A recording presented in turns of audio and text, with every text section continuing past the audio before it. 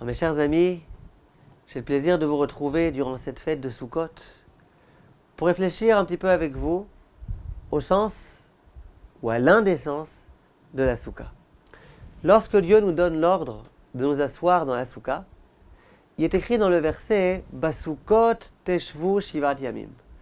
Vous vous installerez dans les Sukkot pendant 7 jours.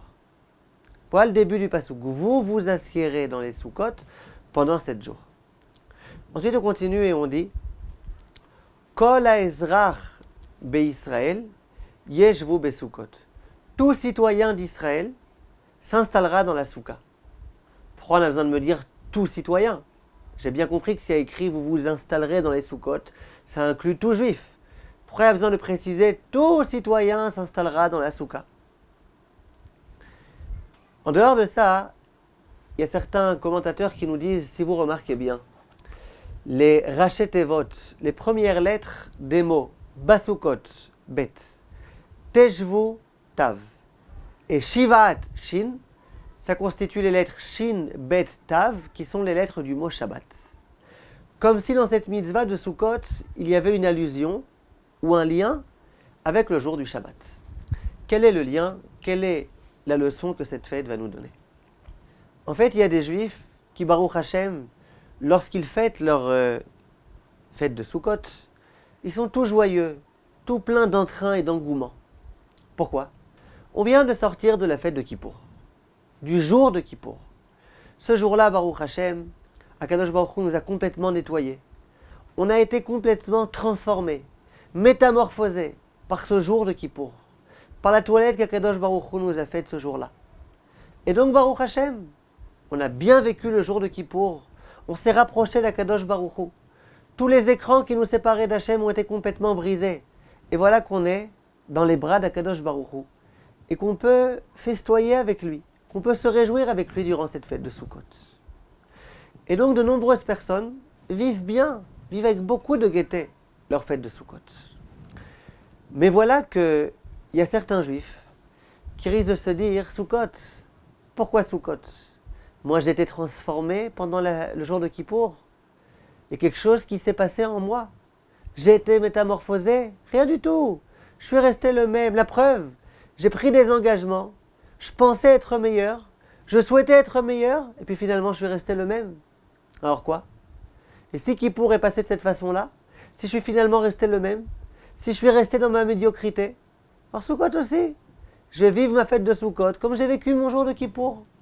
Je vais m'installer dans la Soukha, certes, mais je vais rester malheureusement le même homme. Et ça fait des années que je souhaite progresser et rien du tout. Il y a des juifs qui s'identifieront avec ce que je dis. Il y a des juifs qui vont se dire, c'est vrai, pour moi le jour de Kippour c'est un jour ordinaire, rien de plus. À la suite de Kippour, je sens aucune différence. Je sens que je suis resté vraiment, rigoureusement le même homme. Non, alors. Et voilà que vient la fête de Sukkot. L'homme vient et il s'assoit dans la Soukha. Si on réfléchit un petit peu, quelle est la symbolique de cette Soukha? Lorsque les Bnei Israël sont sortis d'Égypte, ils étaient complètement impurs. Ainsi qu'il est écrit dans les enseignements de nos maîtres, que les Juifs, au moment où ils sont sortis d'Égypte, ils étaient au 49e degré d'impureté. Leur état était lamentable, il était gravissime. Et voilà qu'à ce moment-là, les Bnei Israël sont sortis d'Égypte. Et dans le désert, on leur a demandé « Installez-vous dans des Sukkot ». Et les Bnei Israël étaient dans des Sukkot. Quel était le but des Sukkot? Les Bnei Israël étaient en chemin, dans le désert. Il y avait des ennemis qui risquaient à n'importe quel moment de les agresser. Et donc ils ont construit des cabanes pour se protéger. Dites-moi vraiment, vous pensez vraiment que ces cabanes-là, elles vont pouvoir les protéger? Ces petites cabanes de rien du tout? Si jamais il y a des guerriers qui viennent se battre contre eux, vous croyez vraiment que ça les dérangera qu'il y ait des cabanes? Mais on voit de là que le niveau des Bnei Israël, en l'espace de quelques jours, depuis le moment où ils sont sortis d'Égypte, où il manquait beaucoup de Emouna, jusqu'au moment où ils étaient déjà dans le désert, installés dans les Sukkot, il s'est transformé. Il a progressé. Le juif a déjà pris conscience qu'il est avec Hachem.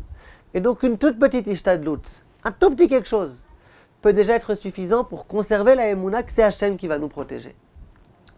Et voilà que rapidement, les Bnei Israël vont sortir de ce niveau lamentable qui était celui dans lequel ils étaient en Égypte et qui vont pouvoir enfin recevoir la Torah.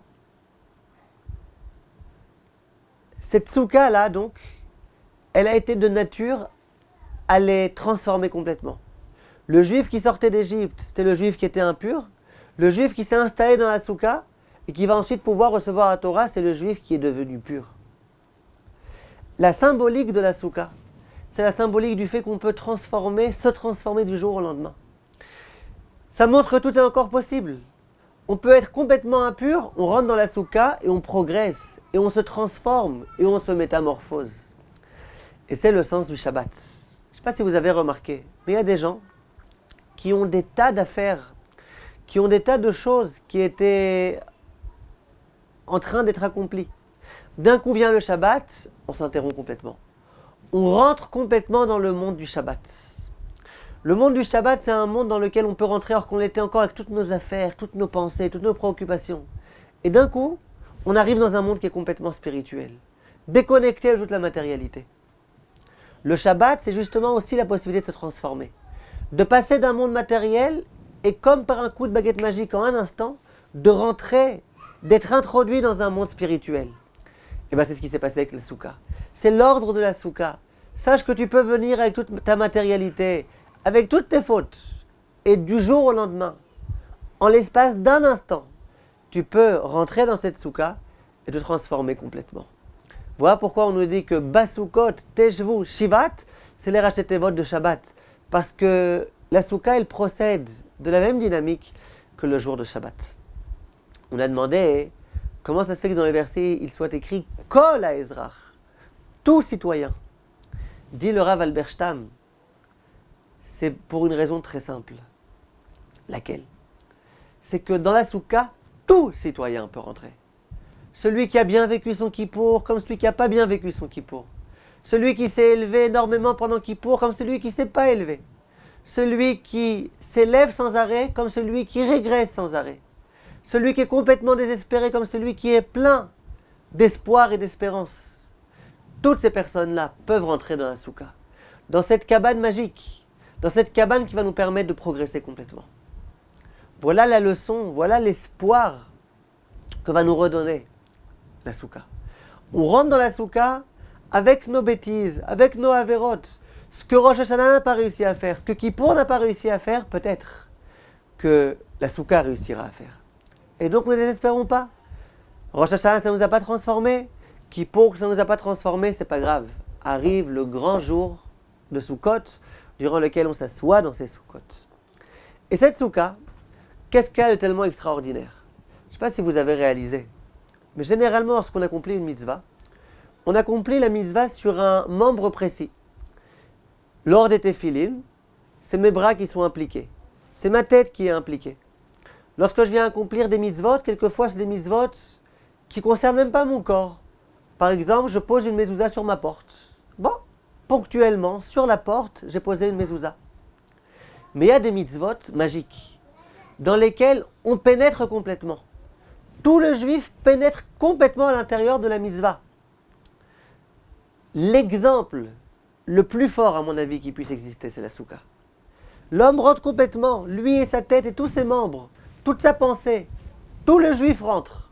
Et il est complètement introduit dans la soukha. Kol haEzrach, tout le citoyen tout entier, tout son corps, toutes ses pensées, toutes ses aspirations, il rentre complètement dans la soukha. On a un autre exemple, le mikvé. Lorsque un homme ou une femme vient s'immerger dans un mikvé, tout son corps est complètement introduit dans le mikvé. Il y a le jour du Shabbat aussi. Dans le Shabbat, on rentre complètement dans l'atmosphère du Shabbat. Le juif tout entier rentre dans le Shabbat. Il y a la mitzvah d'habiter en Eretz Israël. Tout le juif rentre en Eretz Israël. Il y a quelques mitzvot comme ça, rarissimes. Durant la fête de Sukkot, on prend le juif et on lui dit rentre dans cette mitzvah, que tout ton corps soit complètement protégé dans cet endroit-là, qui est la maison d'Akadosh Baruch Hu. C'est une maison qui est complètement dérisoire. Elle n'est pas fixe. Elle est dirat haray, on dit, dans la Gemara. Tu rentres dans cet endroit-là. Tu es dans cet endroit-là avec Hachem. La soukha s'appelle l'ombre d'Akadosh Baruch Hu. Tsiluta de Mehemnuta.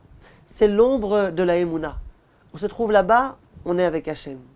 Et c'est qui les invités extraordinaires auxquels on a le droit? Abraham, Yitzhak, Yaakov, Moshe, Aaron, David. Extraordinaire. Voilà pourquoi cette soukha-là, elle est particulière. Et plus on pourra s'installer et rester dans cette soukha, si on peut dormir dans la soukha, manger dans la soukha, passer du temps dans la soukha, honorer cette soukha et comprendre le mérite qu'on a. Et cette mitzvah-là, elle pourra, Bezrat Hashem, nous transformer complètement. Et ce qu'on n'a pas réussi à faire, à présent c'est le moment pour qu'on puisse réussir à le faire, Bezrat Hashem. C'est ce que je nous souhaite et je vous souhaite à tous. Kol tov, mes chers amis, Moadim, les Simcha, Chagim, Usmadim, les Sasson.